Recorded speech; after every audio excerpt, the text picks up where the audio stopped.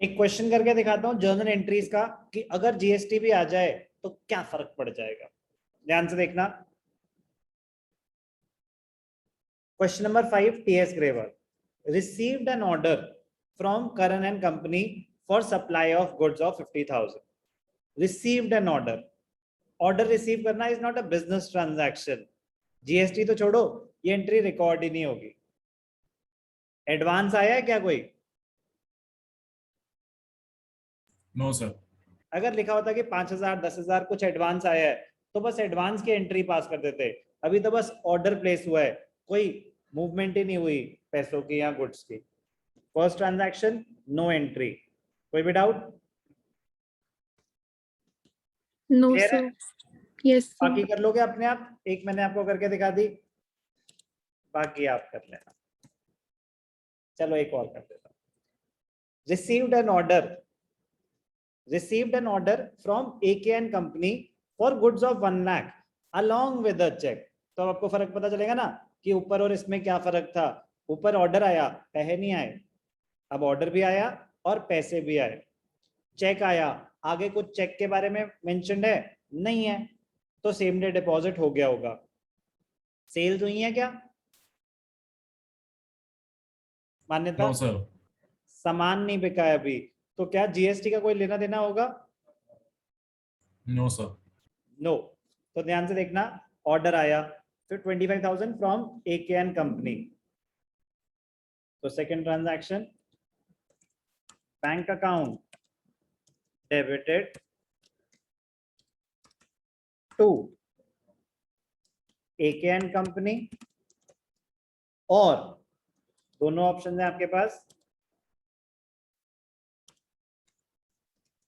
Advance from customers. हमसे सामान खरीद रहा है ना वो, तो हमारा कस्टमर है।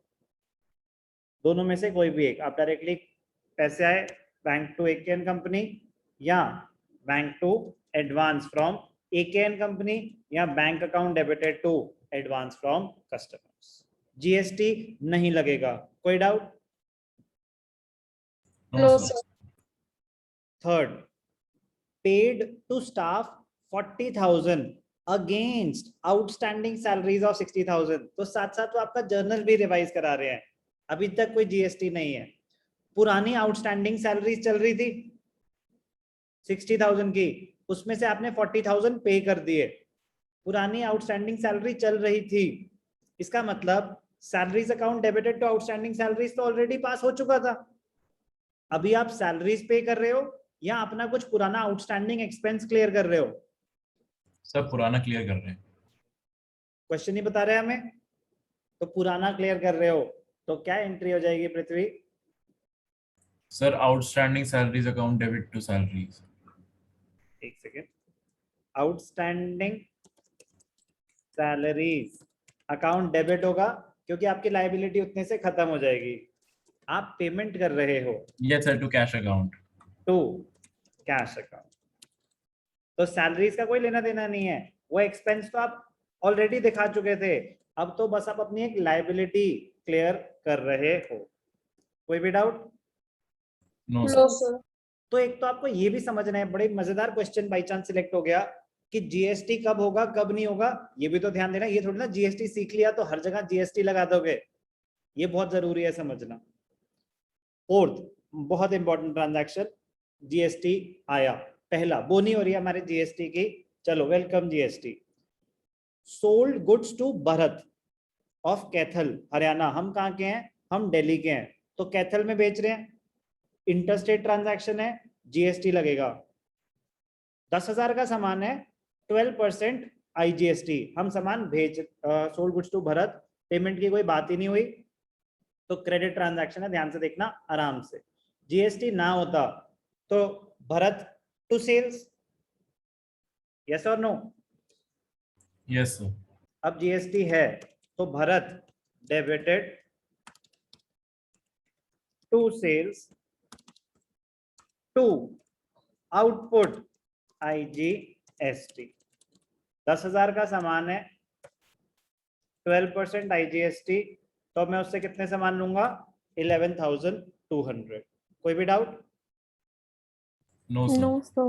अब ध्यान से देखना, 1/5 of the goods were returned being defective, ये भी 4 ट्रांजैक्शन है बट सेपरेटली दिखाएंगे हम।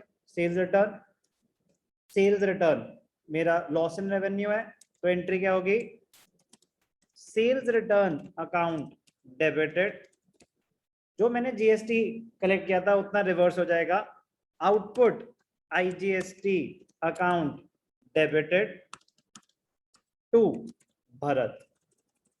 1/5 मतलब 2000 रुपए का सामान, 10,000 था तो 2000 का सामान। यस और नो? Yes, sir. तो 2000 पे 6%, 6 टू जा और 12%, 12 टू जा 240 जीएसटी भी आया था, तो मेरे को कितने पैसे वापस करने पड़ेंगे? 2240। 10,000 का सामान था, 1/5 रिटर्न हो गया, तो 1/5 हो गया 2000। तो 10,000 परसेंटेज है ना जीएसटी, तो 12% जीएसटी रिवर्स करना है मुझे, 12%, तो 2000 का 12% 240। जीएसटी आउटपुट जीएसटी रिवर्स हुआ, डेबिट कर देंगे। सिंपल।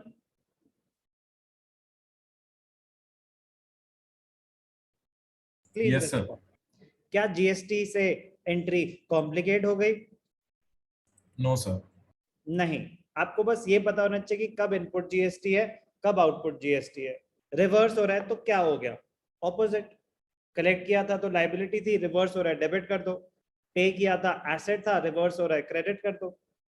बेसिक रूल्स ध्यान रखने हैं। Fifth, cheque of 20,000 issued by Firoz was dishonoured. हमें कहीं से पैसा आया था, वो ये चेक रिसीव हो रहा है या डिसऑनर की एंट्री है? Sir, dishonor. डायरेक्टली डिसऑनर की एंट्री है। तो cheque of 20,000 issued by Firoz was dishonoured, तो हम फिरोज से पैसे लेंगे। अब बैंक से रिवर्स हो गए, फिरोज टू बैंक। कोई डाउट? No, sir. कितने का था? 20,000। नेक्स्ट, रिसीव्ड 40 पैसा in a rupee from Firoz against the dues. ये अच्छा है, आपका जर्नल भी रिवाइज हो रहा है, इससे कोई जीएसटी का तो लेना देना नहीं है।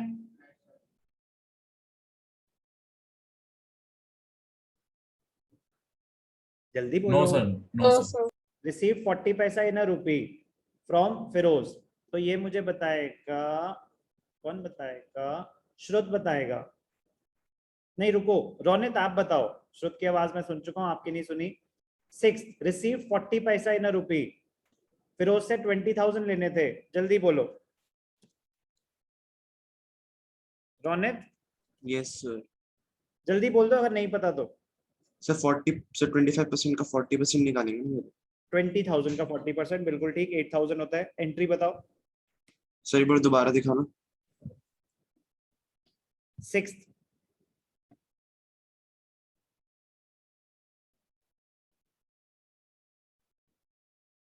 जल्दी,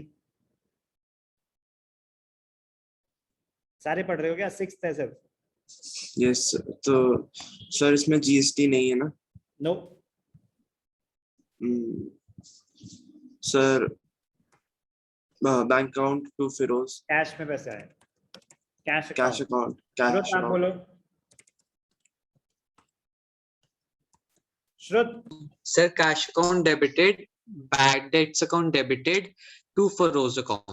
वेरी गुड, जो पैसे मिल गए वो कैश में, जो नहीं मिले वो बैड डेट्स में। किससे मिलने थे? फिरोज। फिरोज से मिलने थे 20,000, ही पेड 40 पैसा इन रुपी, तो जो दिए वो कैश में 8,000, जो नहीं दिए वो बैड डेट्स 12,000। कोई डाउट? No, sir.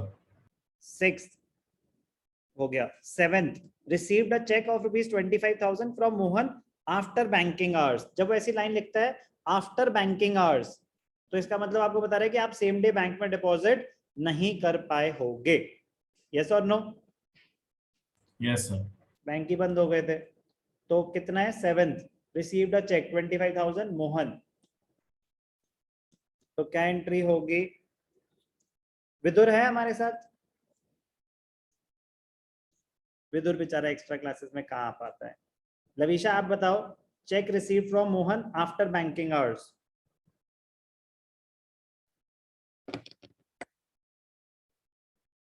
जय, very good.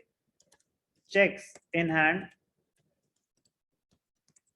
Account debited to Mohan. कितने का चेक था? 25,000।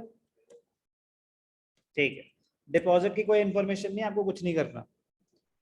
नेक्स्ट मैं लास्ट करा के दिखा रहा हूं, ठीक है ना, उसके बाद आपके हवाले है बतन। Last transaction of the day, 8 purchase goods from Varun of Chandigarh 10,000 plus IGST at 12% and sold them to Arun of Shimla. दो अलग ट्रांजैक्शन है, पहले खरीद तो लो। तो purchase goods 8,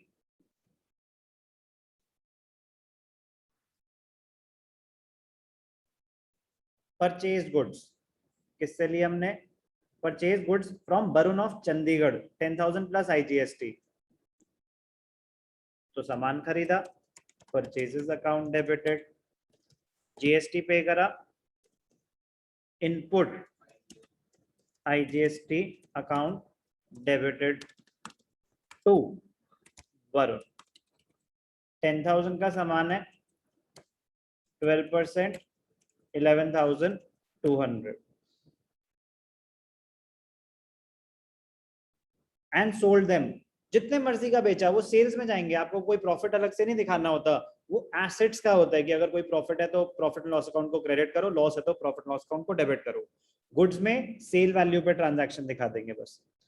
Arun of Shimla at 22,400 including GST। ये मजेदार पॉइंट है, ध्यान से देखना, इंपॉर्टेंट है काफी।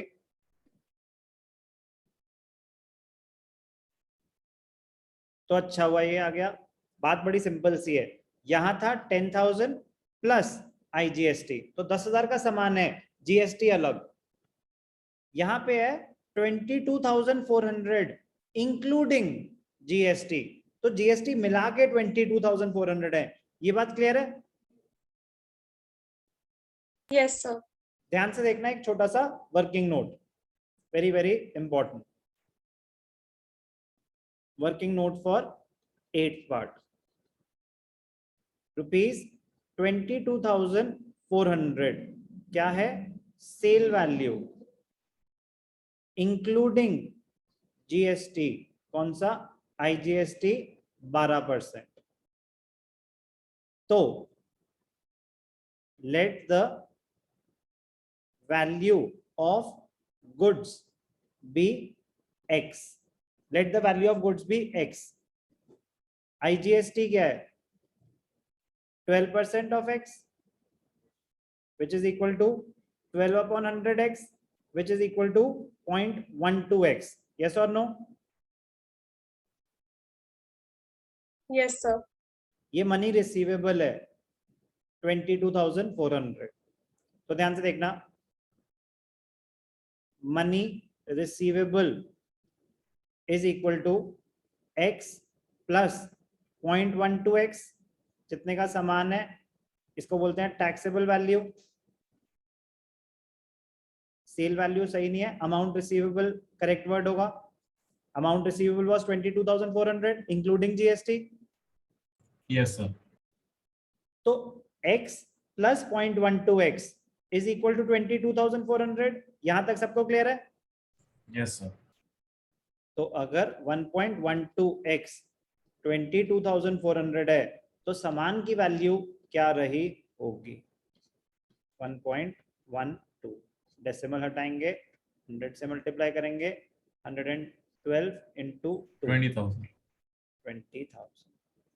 तो दिख रहा था कुछ लोगों को मेंटली, मतलब वो दिखता है कि अच्छा 22,000 12%, तो 20,000 का 12% वर्किंग दिखानी जरूरी है, क्योंकि वैल्यूज डिफरेंट भी तो हो सकते हैं, कॉम्प्लिकेट। तो आपको प्रोसेस भी पता होना चाहिए ना कि अगर इंक्लूडिंग GST है तो सामान की वैल्यू आपको निकालनी पड़ेगी। Is this a mathematical problem or an accounting concept?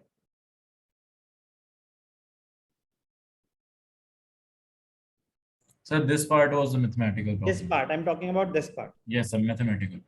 इसका अकाउंट से कोई लेना देना नहीं है. ये तो किसी भी चीज में कहीं पे भी काम आएगा आपको कि अगर 12% मिला के किसी चीज की वैल्यू 22,400 है तो बताओ उसकी एक्चुअल वर्थ क्या थी. तो प्लीज इतनी कैलकुलेशन आपको किसी भी सब्जेक्ट में पता होनी चाहिए. इसमें अकाउंट्स का कोई रोल नहीं है. अकाउंट्स का रोल अब आएगा. हमने सामान बेचा. किसको बेचा? अरुण को बेचा. 22,400 उसमें जीएसटी भी इंक्लूडेड था. तो ध्यान से देखना. अरुण, ये भी एक ट्रांजैक्शन है. Arun debited to sales account to output IGST account. सामान था 20,000 का. 12 टू 2,400 जीएसटी था. हम अरुण से कितने पैसे लेंगे? 22,400. जीएसटी से परसेंटेज वाइज, सच्ची सच्ची बताना, परसेंटेज वाइज जर्नल में कितना चेंज आ गया पृथ्वी? Sir, 4-5%. मैक्सिमम 10%. 10% मैं एग्जैजरेट करके बोल रहा हूं. Yes, sir. 10% मैक्सिमम जीएसटी से चेंज आएगा किसी भी चैप्टर में. जर्नल पे ही तो बेस्ड है आगे सब कुछ.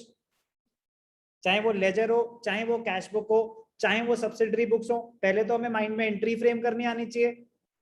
अगर एंट्री फ्रेम कर ली तो कुछ भी कर सकते हैं. और एंट्री फ्रेम करना मुश्किल नहीं है. ये दिख गया आपको? Yes, sir. एक और एंट्री आपके लिए लास्ट. Arun return goods. तो आपको मतलब सेल्स रिटर्न में करा चुका हूं, लेकिन वैसे शायद भरत ने भी सामान वापस किया ना, तो फिर मैं नहीं करा रहा. सेल्स रिटर्न तो हम कर ही लेंगे अपने आप. ओके. Yes, sir. आप Yes, क्वेश्चन sir. को कंप्लीट करेंगे. आप क्वेश्चन को कंप्लीट करेंगे. कल लास्ट क्लास होगी, कल भी क्लास होगी जीएसटी की. तो अभी मैं आपको होमवर्क दूंगा. अगर आप अटेम्प्ट करेंगे तो कल फिर हमारा जीएसटी पे ताला लग जाएगा डाउट्स के साथ. Okay. Okay, sir. Okay, sir. Bye bye. Thank you, sir. Bye, sir. Thank you, sir.